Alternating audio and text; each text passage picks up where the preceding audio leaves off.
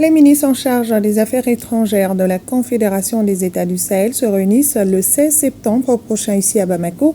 Mais avant, une rencontre préparatoire a été lancée aujourd'hui. Elle rassemble les hauts fonctionnaires des 3 pays autour de la diplomatie de l'organisation. Ils vont proposer un document identifiant les actions et mesures pour une coordination de la diplomatie des 3 pays. Plus de détails avec Salimata Ndao et Idrissa Traoré. La Confédération des États du Sahel continue sa marche vers ses ambitions, celle d'une zone développée, sécurisée et munie d'une politique diplomatique solide. Les hauts fonctionnaires des 3 pays sont réunis à Bamako. Ainsi se prépare la réunion des ministres des Affaires étrangères de l'AES, prévue le 16 septembre prochain. Cette rencontre, la première depuis la création de la Confédération le 6 juillet dernier à Niamey au Niger, est pleine de symbolique et de responsabilité selon la partie malienne.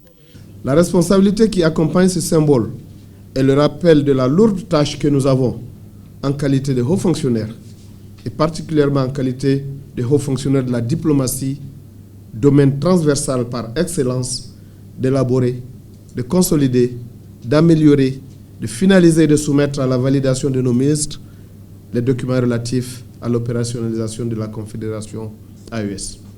3 nations désormais liées par un même destin, chacune à son niveau, est engagée pour construire le cadre d'opérationnalisation de l'organisation commune, la Confédération des États du Sahel. Il faut se féliciter des efforts que continuent d'accomplir les 3 États pour maintenir la dynamique positive imprimée par leurs leaders et qui se traduisent par des actes concrets sur le terrain. La vision de nos chefs d'État, qui est prioritairement centrée sur les intérêts des peuples du Sahel, est suffisamment claire. Une diplomatie dynamique, proactive et cohérente au service de la défense des intérêts de ces populations s'inscrit bien naturellement dans cette vision. C'est dans ce sens que la présente rencontre trouve toute sa pertinence et sa légitimité, dans la mesure où elle vise à renforcer l'efficacité de l'action diplomatique de la Confédération AES. Le Mali assure la présidence de la Confédération.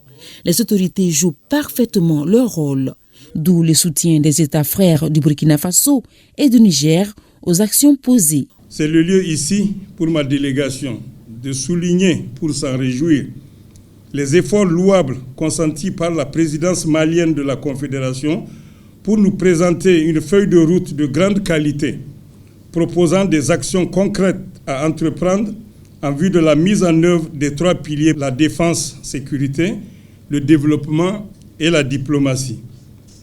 Ce, dans le souci de répondre aux attentes pressantes et légitimes des peuples de notre espace.